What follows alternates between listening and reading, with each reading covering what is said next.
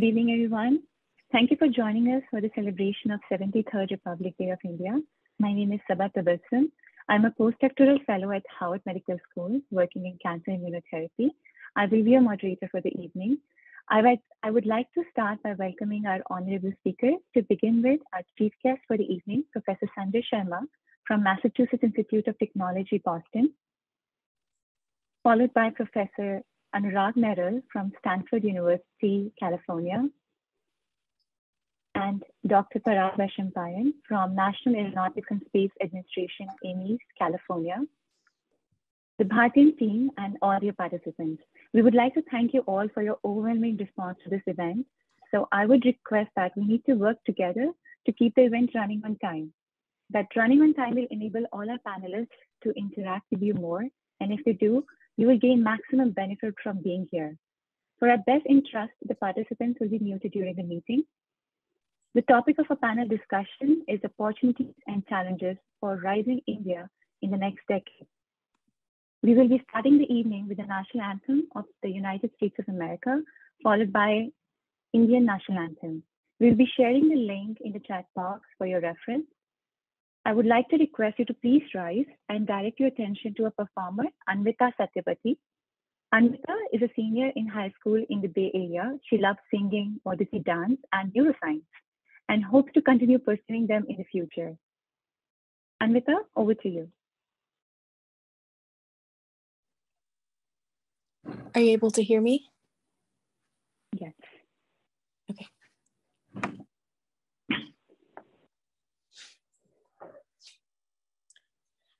Oh, say, can you see by the dawn's early light what so proudly we hailed at the twilight's last gleaming, whose broad stripes and bright stars through the perilous fight, oh, the ramparts we watched were so gallantly streaming, and the rocket's red glare, the bombs bursting in air, gave proof through the night that our flag was still there.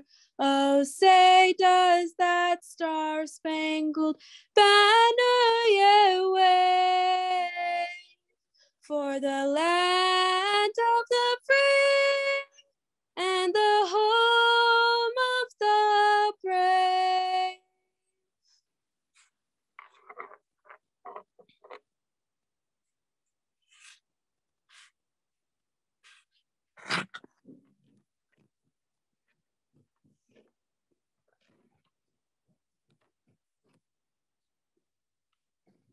जनगण मन अधिनायक जय हे भारत भाग्य विधाता, पंजाब सिंधु गुजरात मराठा द्राविड़ उत्कल बंगा, विंध्य हिमाचल यमुना गंगा उच्छल जलधि तरंगा, तब शुभ नामे जागे, तब शुभ आशीष मागे, गाए तब जय गाथा। जन गण मंगलदायक जय हे भारत भाग्य विधाता, जय हे जय हे जय हे, जय जय जय जय हे।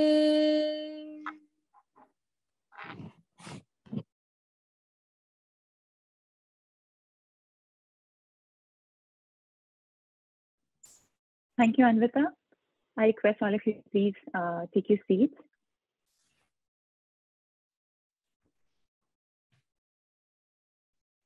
I would like to invite Professor Yogesh Rathi. Professor Rathi is from Howard Medical School, who is an expert in the field of neuroscience, MRI, and AI. He works to develop new technologies to understand the brain and its function in mental disorder. He leads several large projects with tens of millions of dollars worth of funding from the National Institute of Health and Department of Defense. He has also been highly active in the community and is involved in several service projects. He currently serves as the president of Bhartiyam. I request him to give some opening remarks as well as introduce the Bhartiyam to our audience. Thank you, Sabha. I'm assuming you can see my screen. Good evening and good afternoon, good morning, depending on where you are. Welcome. We're very, very delighted to have you all here. This program organized by Bhartiyam. And I just want to very briefly talk about Bhartiyam. Essentially, with the growth of the Indian diaspora across the country, and with each individual achieving great heights in their own capacity, it would be great if the entire community comes together and contributes to uplift not only the country here, United States, but also India. And so Bhartiyam was started a few years ago with this objective. It's essentially a socio-cultural platform for Indian origin students, young professionals and scholars.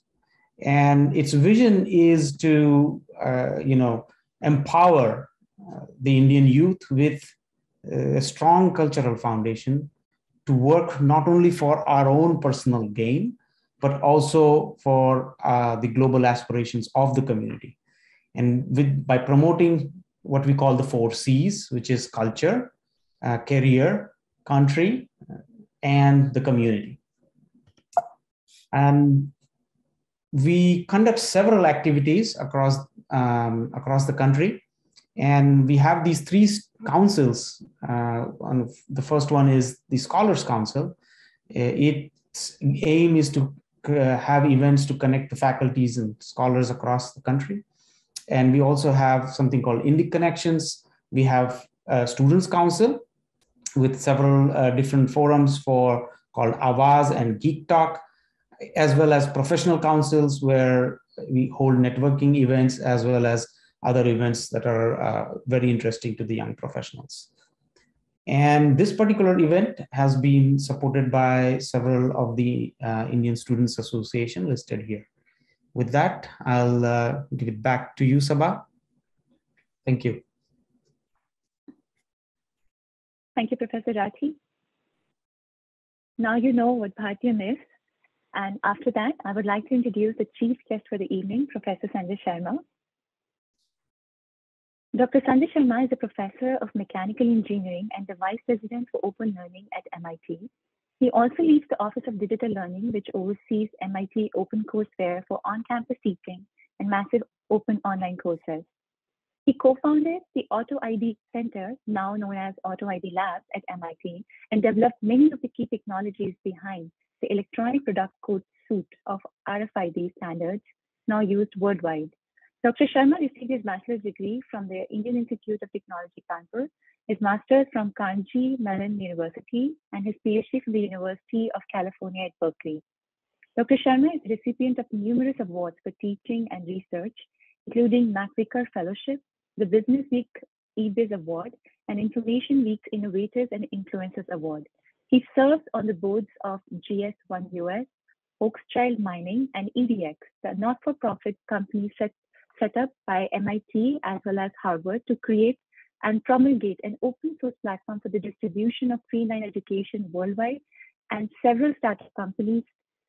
He advises several national governments. And with that, I would like to ask Professor Sharma to give opening remarks to our audience. Thank you so much, Sabha. Such a pleasure to do this. Anvita, thank you for your wonderful music, singing. It is very moving to me that here we are in the middle of a pandemic and diaspora from India, from other parts of the world, be hanging in there.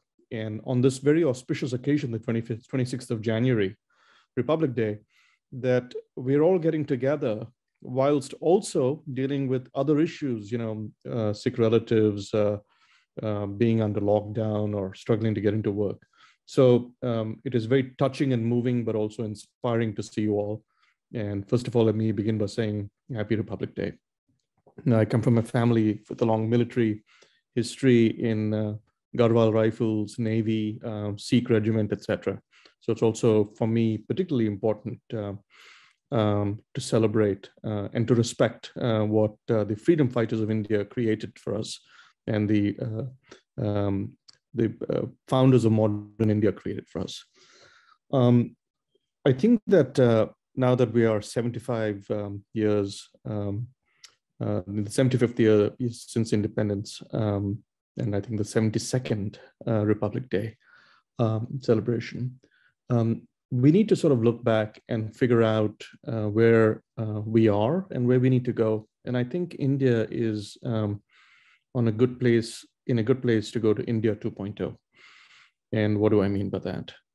Over the last 70 plus years, we've done very well. As you can see in this remarkable audience and my incredible co-panelists, Dr. Rathi for what he's done with setting this up, but also Dr. Mairal and Dr. Vaishampayan, who we'll hear from in a minute.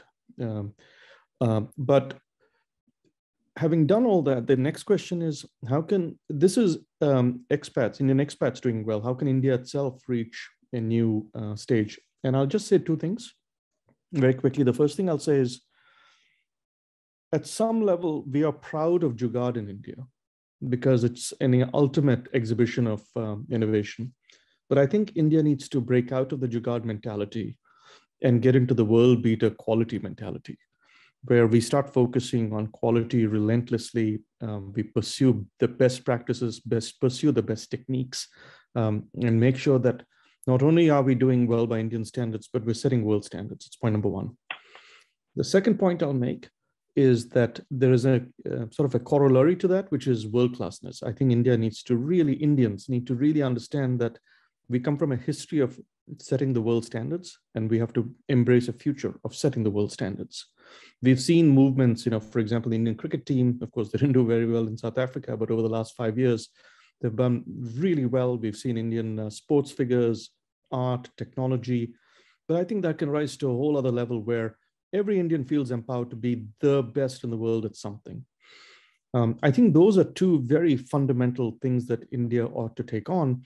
And I'm hoping that movements like this, groups like this, can help our fellow countrymen and women embrace and achieve these ideals. So with that, I'll hand back to you, Sabha. Thank you again. What a pleasure to see you all here. Thank you, Professor Sharma, for your inspirational words. Now, with much honor, I would like to introduce our panelist, Professor Anurag Mairal. Dr. Mairal is an adjunct professor of medicine and the director of global outreach programs at Stanford Byers Center for Biodesign at Stanford University, California. He's also a faculty fellow and lead for technology innovation and impact at Center for Innovation in Global Health. He facilitates opportunities for students, faculties, and fellows at Stanford to work on global healthcare needs. Dr. Mairal earned a PhD in chemical engineering from the University of Colorado at Boulder, an MBA from the Haas School of Business at the University of California at Berkeley. He also holds an MS in chemical engineering from the Indian Institute of Technology in Mumbai and a BS in chemical engineering from National Institute of Technology, Raipur. He served as the founding chair of BME IGEA APAC, a community of medtech innovation programs in Asia Pacific, partnering closely with industry and academia in the region. An active mentor to entrepreneurs and industry professionals, he served as the chair of PAT's Bay Area Leadership Council, board member at Epic Global Network and IIT Bombay Heritage Foundation, and also an advisory board member at DREF and Seva International. With that, I would like to request Dr. Mairal to address the gathering. Thank you, Sabha, and what an honor and a joy to be part of this gathering on the Republic Day for India. The topic today is really opportunities and challenges for India, and I think it's a pretty expansive topic. If you really think about where India is today, it's a very interesting introduction point. For a long time since the independence, India was considered to be this relatively low-income country, became a middle-income country, but still associated with a lot of poverty, a lot of challenges that any young country would have post-independence. But over the last decade or so, India has grown economically. India has actually made impact in a number of fields, and it continues to march ahead. But at the same time, the future leadership of India, which would harken back to 2,000 years back or 1,000 years back, where India and China contributed a quarter of GDP each to the global economy. To go back to that is not a given. Even though there are all the conditions that are right for India, it's got a demographic dividend, it's got a young population, below 30, more than 50% of people are below 30. Its education system, although it leaves some to be desired, it's considered to be a pretty good education system that has given us CEOs of major technology companies. So there are a number of things that are going right, but it also has a number of challenges facing it. For instance, a number of the young people that graduate from Indian institutions aren't quite ready for the workforce. The health and well-being of the country is still subject to a lot of challenges. Healthcare does not really get to the last mile yet. And the most important challenge that I consider is, which also is an opportunity, honestly, is where the world is going to go.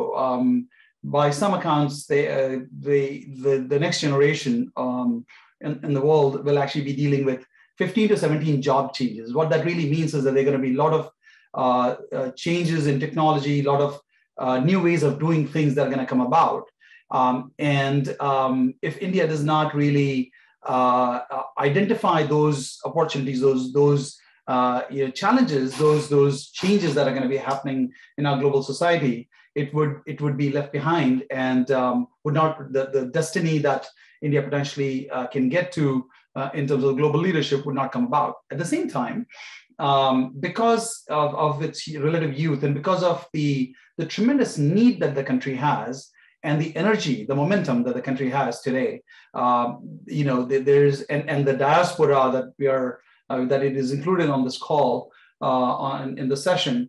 Actually, there is a tremendous amount of capacity and capability that actually lends in India a great opportunity, whether it's solving environmental challenges in terms of global, climate change, whether we're talking about food security, we're talking about energy. All of those challenges can become driving forces for innovation, and world is looking for that innovation.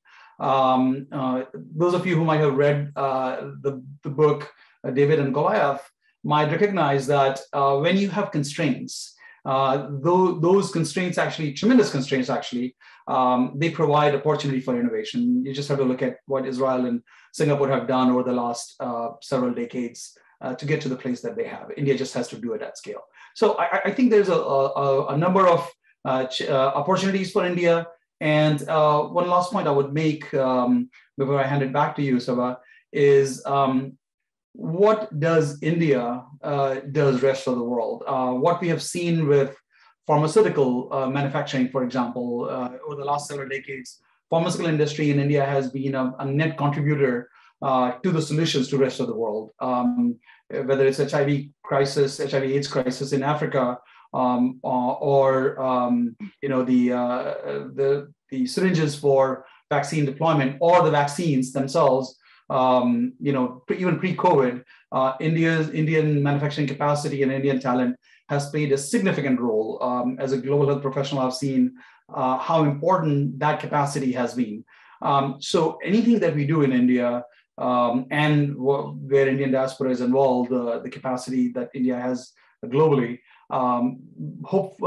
my strong feeling is that it would actually serve as a great solution for the rest of the world. So it's not just for India that India has to take on those opportunities and overcome those challenges. It is responsibility for the rest of the world. And we have seen that in a pandemic situation, how India was a solution, and when there was a challenge with India, it became a challenge for the rest of the world. So there are challenges, but I think they really could be reframed as opportunities. Back to you, Sabha. Thank you, Dr. Mairal. Very well said. Necessity is the mother of creativity. And after that, I would like to introduce our next panelist, Dr. Parag Vaishampayan. Dr. Parag Vaishampayan is a space portfolio scientist at NASA's Ames Research Center in California, Silicon Valley. Before joining Ames, he worked at NASA's Jet Propulsion Laboratory since 2008. He has started planetary protection implementation for several NASA missions. Dr. Parag received his PhD in microbiology from University of Pune, India. He's a leading microbial ecologist and bioinformatician working in the field of space biology, astrobiology, and planetary protection. He's a recipient of several prestigious honors and awards such as NASA's Exceptional Public Service Medal, JPL Explorer Award, Voyager Award, Mariner Award. He provides overall scientific leadership and direction to maintain the scientific integrity of over 70 active space biology projects with the ARC Space Biology portfolio. With that, I would like to request Dr. Parag to address our audience. Thank you so much, Siva, for the kind introduction. And it's my pleasure to share this panel with these extremely highly accomplished panelists, Sanjay ji and Anurag ji. So it's a pleasure being here on this panel. And of course, the wonderful crowd here. Let me start by wishing you all a very happy Republic Day. And also thanks to Bhartiyam, Yogesh ji, for giving me an opportunity to talk here today. Today's topic, as Anurag ji mentioned, is a pretty vast topic. And definitely along with the challenges, India has an opportunity. So India is not only rising, but India is also shining. And I wish, and it's my dream that in next decade, India will be a developed nation and not remain as a developing nation.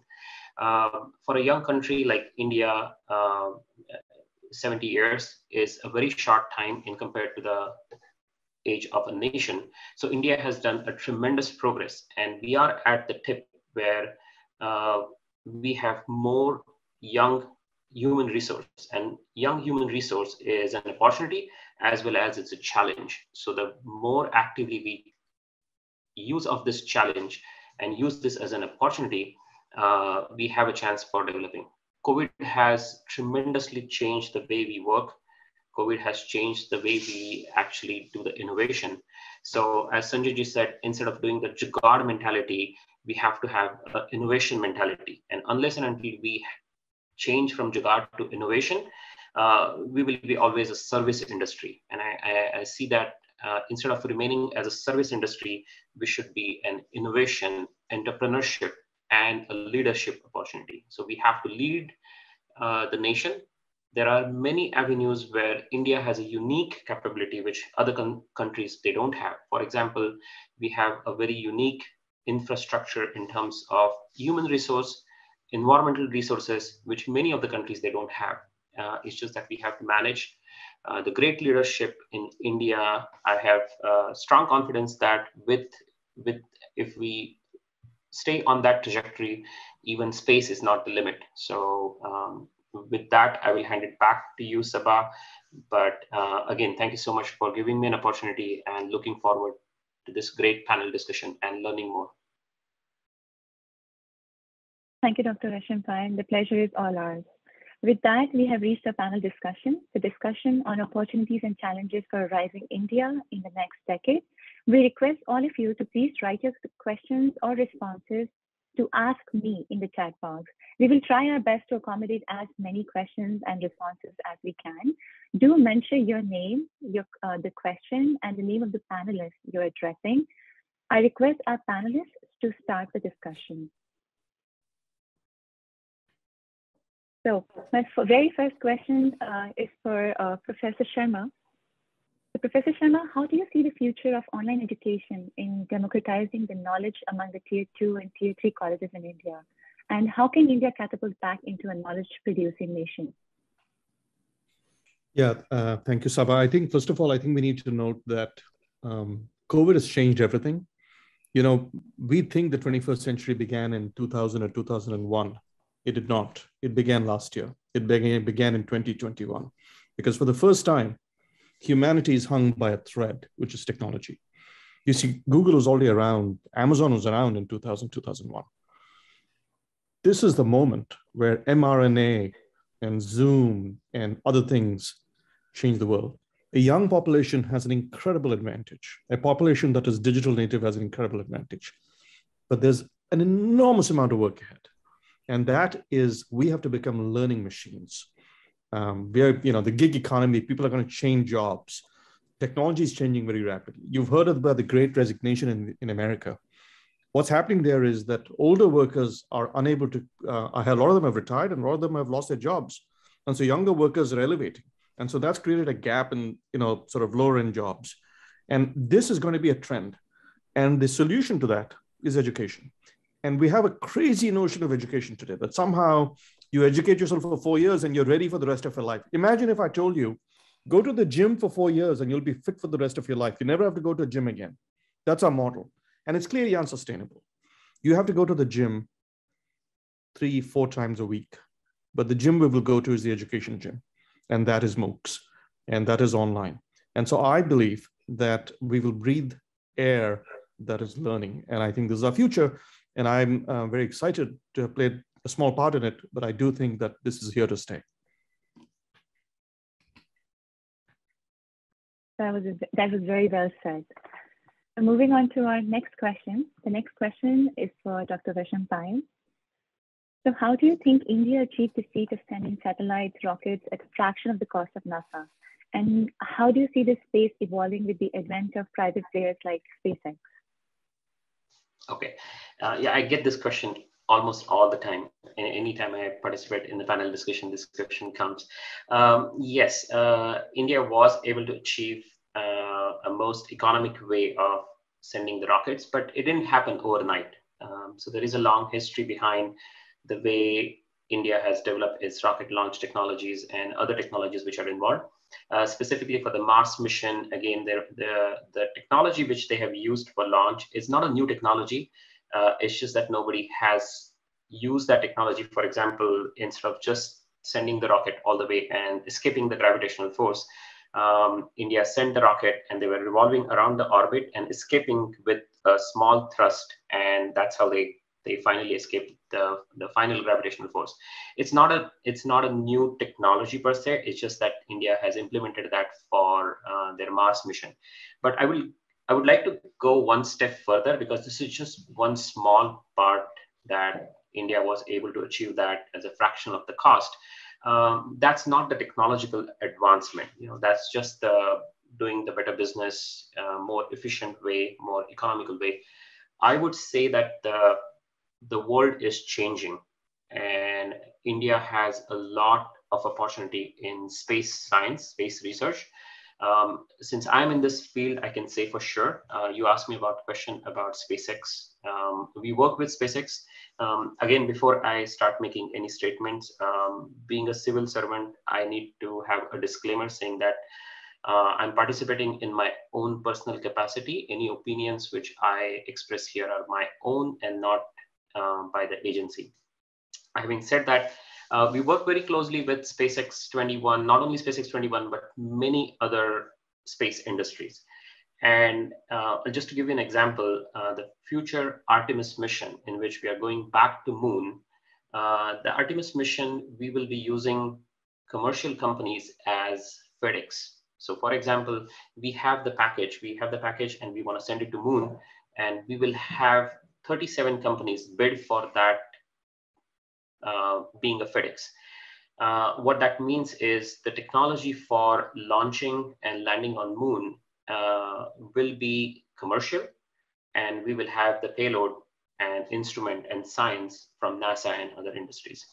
Even for ISS, International Space Station, which is where most of my work is, so 90% of my work is on International Space Station.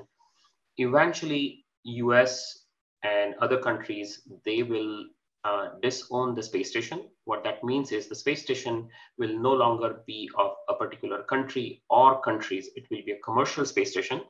There is already 2 commercial space stations which are in business, which are in making, and NASA is supporting them. So where I'm going with all this information is India has tremendous potential to be partner, to be a leader in the space technology and space science, where they can be not only on low Earth orbit, moon, but even beyond. And that's where India can play a tremendous role. So not only industries, but as a nation, India should partner with other nations. And again, except few countries, we are working very closely with many other countries, and we closely work on space station with many countries, including Russia, China, not China, except China, we work with almost every country on International Space Station. So short answer is India should think about new avenues in space technology, in space science, and lead the way. Back to you, Siva. Thank you, Dr. Vaishampayan. We are flooded with questions, and the next question is for Dr. Mairal. So how do we create a culture of respecting intellectual property in India? That's a great question. And I'll actually go back to a comment that Dr. Sharma made about Jugaad innovation. I think Jugaad as a mindset is a short-term fix to a real problem. And as such, it's the sustainability of that solution is really short-term. If you want to solve a problem for good and make sure that it actually sustains and make sure that it is of great quality, creates the value that it must for the society, you need to approach that in a much more structured way. And the biodesign methodology that we teach at Stanford is actually a very structured way of understanding unmet needs and solving those. And in fact, we have brought that to India. And so what we found is once these innovators, these really smart, young, most of them young, but they're some of the senior people as well, when they are exposed to a methodology that leverages their mental capacity and allows them to sort of understand the problem deeply and then potentially find the solution. Once they have learned that methodology, they don't take those shortcuts. The Jugaad innovation, that's the phrase that has sort of come into vogue. In terms of how do we make sure that they respect the IP? When a country becomes very dependent, again, going back to Dr. Sharma's point that he made earlier, is that India must create value for the long term. It has to be world class. I just made notes here. What we should do should be world class. You cannot be world class if you are using somebody else's IP. If you build upon somebody else's IP and you don't have something of your own, you would not create something world class. You wouldn't be sustainable. You would not create a long-term value, and sooner or later you're going to become obviated from the competition, if you will. And when that happens, when you start thinking about being world class, your innovation being sustainable for the long term, you would want to protect that as well. So the behavioral change comes about because now you've learned a way to create true IP. And because you want to protect it, you also don't want to violate somebody else's IP. So that's how, and India is already doing it in pharmaceutical industry. It already values IP, global IP quite well. I mean, it's been recognized especially after the WTO TRIPS agreement.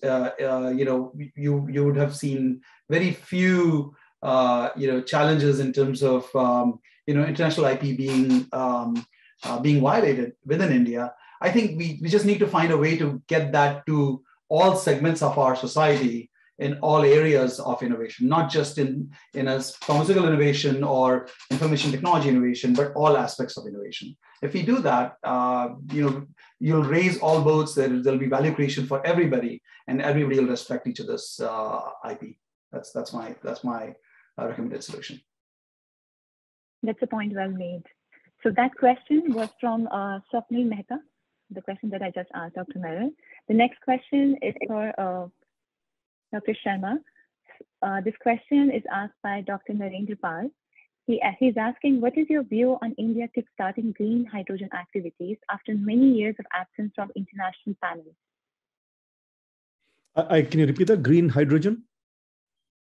So what's your view on India kickstarting green hydrogen activities after many years of absence from international panels? I didn't hear the last part. After many years of? Absence from international panels. Okay, you're cutting out a little bit, Saba, but I think I got it. Let me just say it like this. Hydrogen, very interesting. Actually, today I've done 3 calls on hydrogen. So what a coincidence that I'm being asked this. The hydrogen, a lot of people have had a lot of hope for many years, but I think, when they say the future is always 10 years away, it always seemed one of those things that was 10 or 15 years away. But suddenly it is only a few years away. In other words, it's become much closer. The problem with hydrogen is how do you make it? There are 2 or 3 techniques. You can electrolysis of water, but it's expensive. The capex costs are very high. Something called steam methane reformation, which is actually much more efficient. But the real problem with hydrogen is what do you do with it? Because the molecule, the atom, or the H2's molecule is so small, if you put it in a metallic pipe, it just diffuses out. So it's very hard to transport it. So you liquefy it, etc. And there are techniques. For example, you can convert hydrogen to methanol. You can dissolve it in toluene. You can turn it into ammonia and ship it. These are all questions that are being answered, but there's very little doubt that if we want to get away from petroleum and have a clean burning fuel, an electrofuel, it's going to start with hydrogen. And I think that if India were to start a moonshot Manhattan project equivalent, I would say one is AI. We should do something in biotech. We have 2 experts who are sort of from that world. And I would say hydrogen is the 3rd one. Battery technology, etc. It's hard to catch up now. But I think hydrogen, absolutely. With that, I'm asking the next question to Dr. Sharma again. There's so many people who want to know so much from you. So this question says that as per UNESCO data, India has 287 million illiterate adults. What would be India's strategy to harness their best potential in this world of digital technology? Dr. Rathi is a neuroscientist. There have been some tremendous breakthroughs in neuroscience and in cognitive science. And in fact, I wrote a book about this last year called GRASP. And there are 2 or 3 things. First of all, what does it mean to be illiterate? Right? Illiterate means you can't read. But even if you can't read today, there are so many other media by which you can convey information and educate people. So that's one of the great luxuries we have now that we didn't have, 50 years ago, right? That's one. The second thing is we're actually understanding really well how to teach. In fact, our education system is extremely outdated. In the United States, in Europe, in India, it's extremely outdated. We use bygone principles that came down not from God or from some scientific principles, but because that's what, people did before us. And our education system has to be fundamentally revamped. In fact, if India were to play offense with that, it would be great. The Gurukul concept is a beautiful concept. The concept of learning in a small group. In fact, the Europeans, Britain got a system from India called the Madras system. It became the Lancaster system. Unfortunately, we're very, very, and I hate to use the word, but very slavish in using old and outdated educational concepts and extremely, I think the word is intellectually lazy in advancing them. So my view is that we really need to take on the latest advances in learning because, as I said earlier, learning is the oxygen that will drive us. And for people who are illiterate, first of all, you need to get it down, but even they can be accessed using other techniques. And I think right now we are struggling to adapt to the new normal. And yes. Maybe this is something which will define the coming few years for the Indian education system. So the next question is by Vibhor for Dr. Mairal. What steps can be taken to improve medical infrastructure in India? And just to add to this, can you address this in COVID scenario? Like, how can we improve our infrastructure in COVID scenario? Yeah, no, that's a really good question. And honestly, you never want to know, never want to say that a pandemic is a good thing.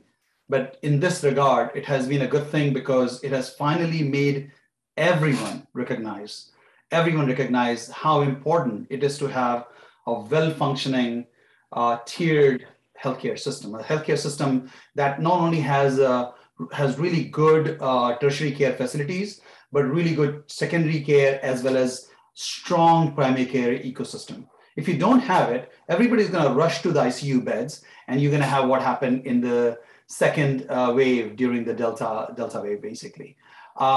And the other thing that this pandemic has taught us is that if you don't have the right infrastructure, people who are trained, right kind of technologies at the right place that are well maintained and that are functioning, people who are trained, and communities that are aware of their health needs and their health conditions, you're getting their pulse ox measurements, for example, and knowing what it means to have 94% versus 90%. Unless you have that, you're going to have asymmetry and crisis, the panic pandemic, as we called it during the second wave.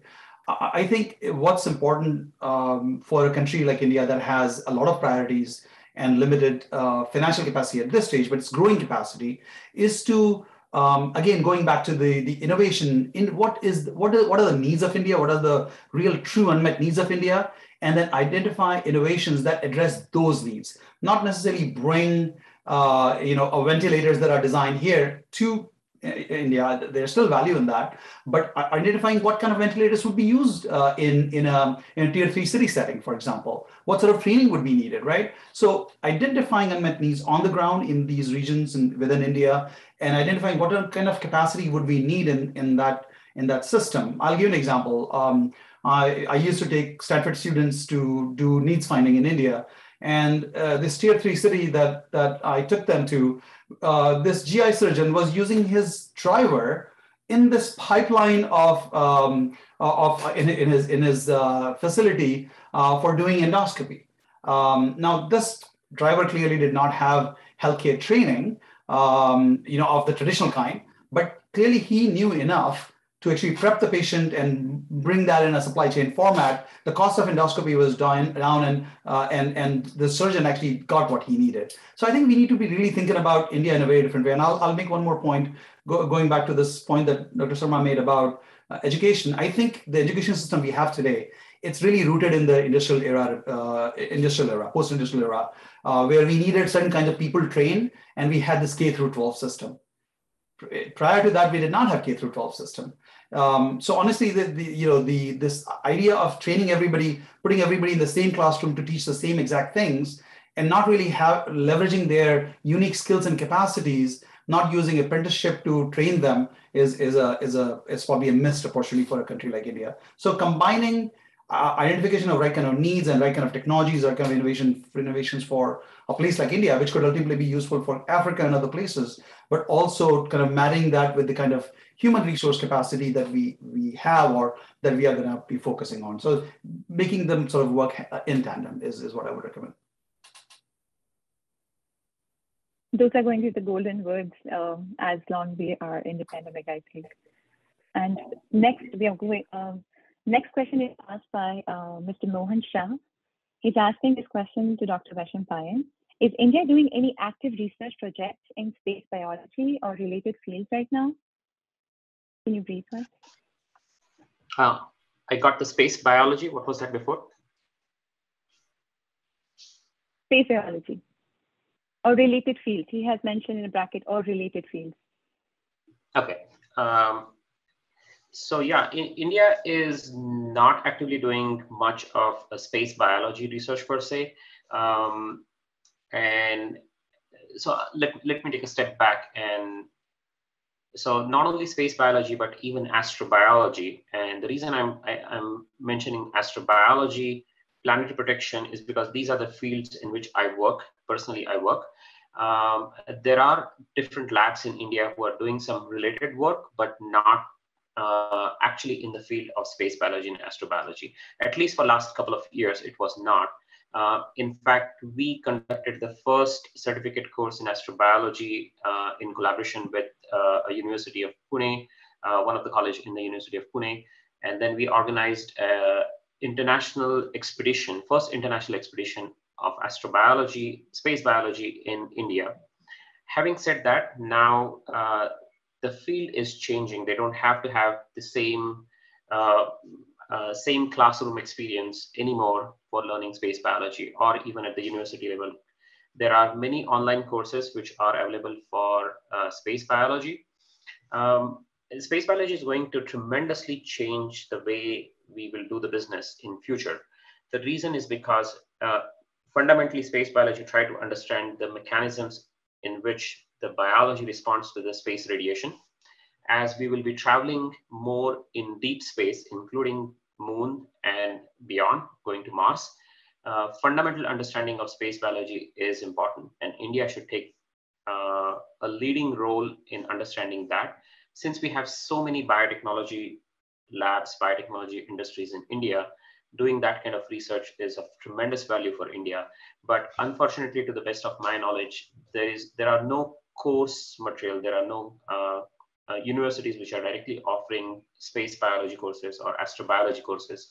There are some related courses, but not as such. We are actually running a program called STAR, which is open for everyone. I mean, we have 2 students from India and many students from outside US, which are participating in the space biology course. So we are introducing some of the things to Indian students and Indian diaspora here in US. So there is a need for growing space biology, astrobiology, planetary protection research in India. Dr. Vaishampayan, I had a follow-up question to that one. This area is of great interest to me for the following reason. I'm a global health researcher, and I had a mentee who worked with me on lessons that we could learn from global health for what I jokingly call galactic health, or vice versa. You know, the kind of surgical procedures you potentially could do if you're on a long space travel, or kind of healthcare challenges that you might have, bone related issues, like you got a fracture, you got to fix it, how would you do the surgery kind of thing. Do you see that as a growing area of need? That's question number one. And is that an area where, just building on your astrobiology question, this is more on therapy side, more on medicine side, do you see a potential opportunity for a place like India to do that? Because many of the lessons that, through the dual use sort of mindset, many of the lessons that we would learn from astromedicine or galactic health could potentially be used for remote settings, resource constrained settings within India or within this own world. What are your thoughts on that? Absolutely. So my field of research is in space biology, but the fundamental research in space biology is actually feeding the information to another program at NASA, which is called Human Research Program, or HRP. So we work very closely hand in hand with HRP, and the task HRP has is how we can sustain humans for long duration of time in space. And just to give an example, if you're going back to Moon, it's a 3-day travel, and then we have to stay. So eventually we will have a gateway, which is like an international space station around Moon. So there will be human presence revolving around Moon, and there will be few humans which will land on Moon, and we will have some kind of a colony on the Moon, which is in preparation for Mars. And now for Mars journey is 8.5 months. So you have to travel for 8.5 months in space. Something happens in between, you have to use the resources which you're carrying with you, including human health. So human health is the tremendous importance, and all the space biology research, fundamental research we are doing is leading to the development of medicine.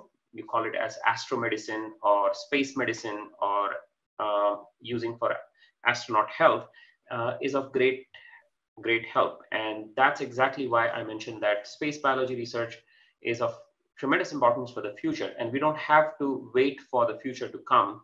We have to set the trend 10 years, 15 years, or 20 years in advance and work on that. I will just go back to your answer, which you gave to the previous answer about COVID. I'm in the sequencing business for the last 15 years, and we have seen how sequencing has changed the whole medical industry tremendously. The whole mRNA molecule was identified in a couple of hours, and the vaccine build is later on, but the actual identification of that molecule didn't take that long because we already had the sequence available. We can do the sequence pretty easily. So going back to what Anurag was saying is, if India take the lead now, then we can lead the future when we go back to Moon or go back to Mars. And at that time, having all these tools developed indigenously in India or by Indian companies will be of great value. Thank you. That's great. It's interesting to see that how the questions are being linked from such diverse fields, and we are all going back to each other's answers. With that, I'm going back to Dr. Mairal. There's a question to you from Akash Kulshrestha. According to you, what technological gaps need to be filled on priority to promote manufacturing activity in India? Is the question about technologies for manufacturing or technologies from healthcare point of view, from medicine point of view, in terms of interventions? So I'm guessing it is from the manufacturing activity related in the healthcare sector. And he's asking, like, what are the technological gaps that need to be filled on priority basis? And by priority, I don't know why it takes me back to pandemic. Maybe right now, what is the need?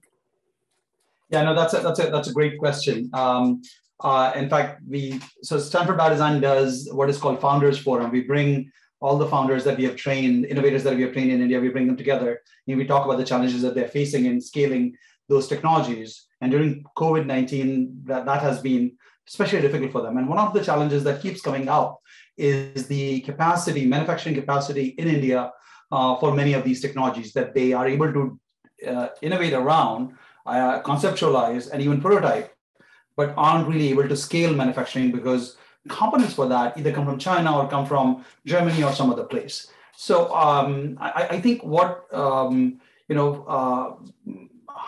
really fine machining is one area of, and we have the capacity. It's just that it's not been leveraged for medical devices. And part of the reason is that medical devices are lower volume applications where you don't make millions or millions of devices. You typically make hundreds of thousands of devices. So how do you sort of create that capacity within India that is distributed enough, that has enough of applications in other sort of number of different related markets or industries, so that it's cost effective enough for the companies to build that capacity. It's a business model problem as much as it is a technological problem. I would say there are other fields that are fast growing. One example is in stent manufacturing. There are these stents that go up the brain now. These are really fine stents. They are, if they were too rigid, they will break the cerebral artery, for example. So capacity around that would be pretty useful. And then third area I would say that is that would be very useful is around electronics manufacturing. So there are a lot of devices such as for cardiac rhythm management, pacemakers and things of that sort that require and neuromodulation device. These are deep brain stimulations, electrodes that go into the brain.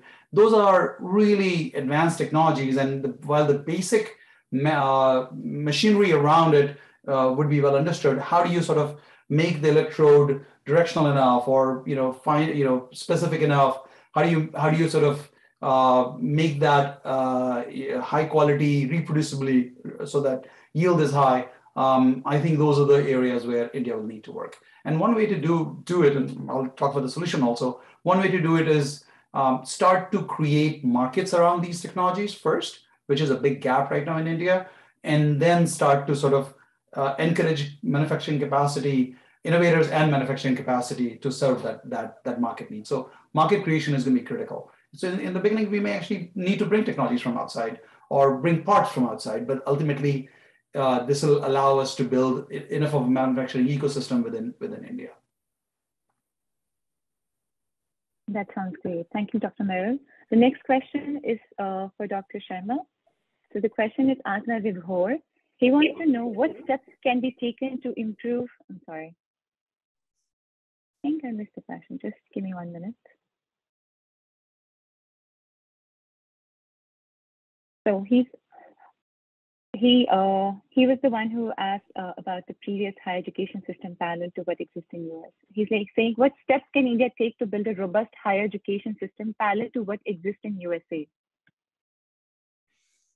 Well, I think that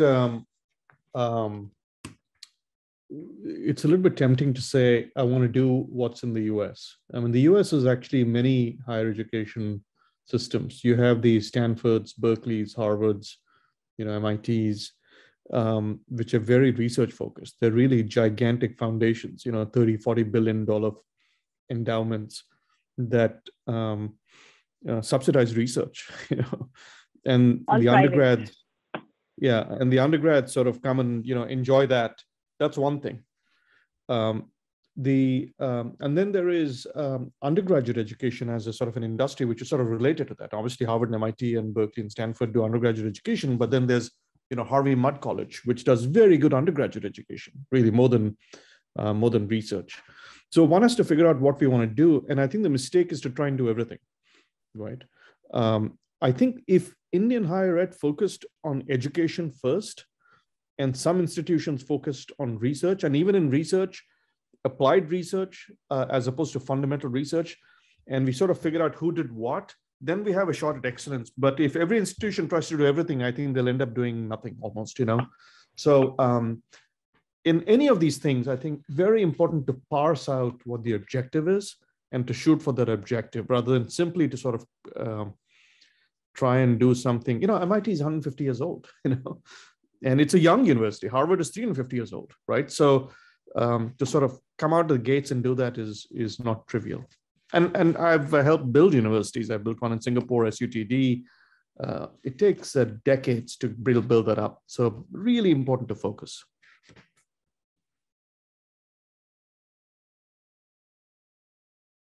Tabassum, I had a question actually for Parag ji, and I'm going to ask the same question also for Anurag ji. Parag, if you look at ISRO, it is world class. It's quite extraordinary. Antrix, all that stuff, right? What made it happen, do you think? What was that thing that made world classness? Why did they reach out and touch the sky, and how did they succeed?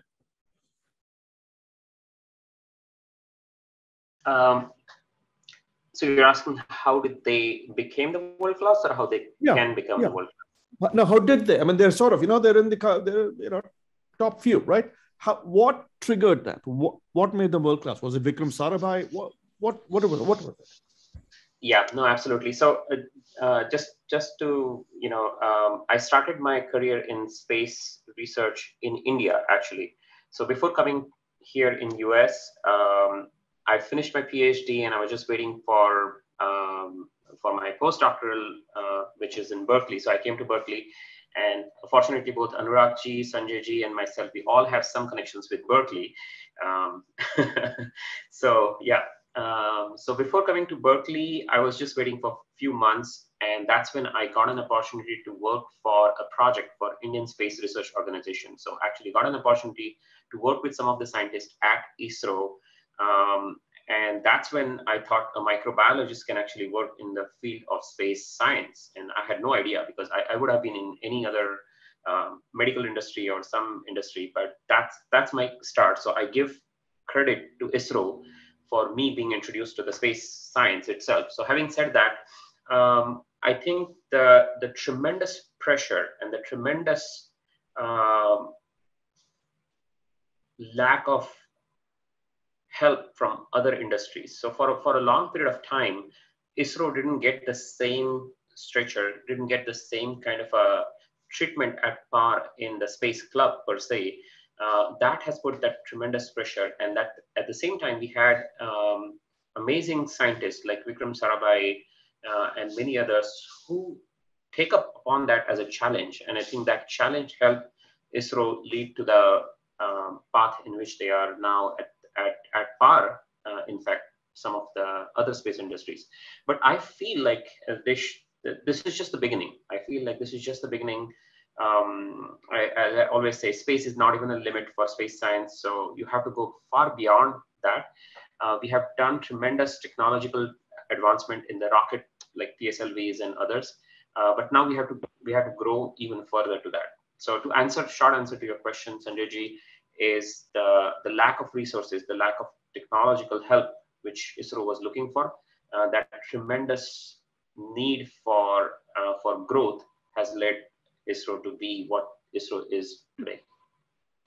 And we are collaborating. I mean, NASA is collaborating with ISRO on many projects. So personally, I've been involved in some of the collaborative projects with ISRO, and I see it's a different work culture. Definitely, it's a different work culture compared to NASA, but it's producing results which, tremendously positive results. Because when NASA was growing, there were more failures than successes. And now you look at the Chandrayaan, you look at the moon mission, MOM mission, it's a success, right? In first launch, they had success. And that's many people ask me about Chandrayaan-2, why we failed. It was just one component, one aspect of technological demonstration of landing the rover on moon, only that failed. But rest of the science, rest of the technological development was success.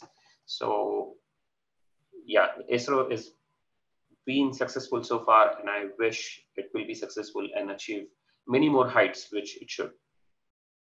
I'll hand back to Saba just by reading out, with his permission, Dr. Mairal's comment to me, which is extreme constraints, inspired leadership, sustained political support, and raw talent. And I think amen to that. So back to you, Saba. Thank you so much. I think with that, we are closing our panel discussion. I would like to apologize to the participants. We cannot take any more questions. We already ran over time. So with that, I would like to introduce to Akriti Deora. She's a computer science master student from Purdue University from Fort Wayne. She will be performing our national song, Vande Mataram, for all of us.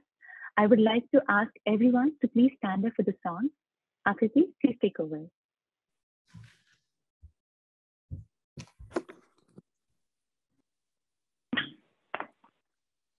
Thank you, Dr. Saba. And I would like to say thank you to all the Bharatian organization for giving me this golden opportunity. Thank you, everyone. Now we will start the song.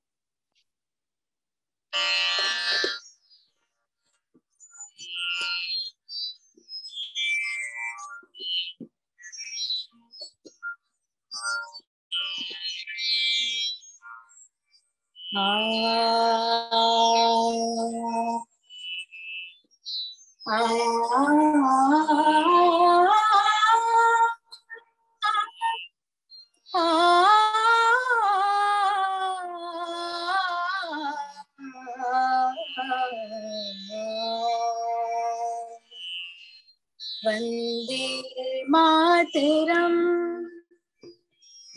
Vande Mataram, Vande Mataram, Vande Mataram, Sujalam, Sufalam, Malayaj Sheetalam,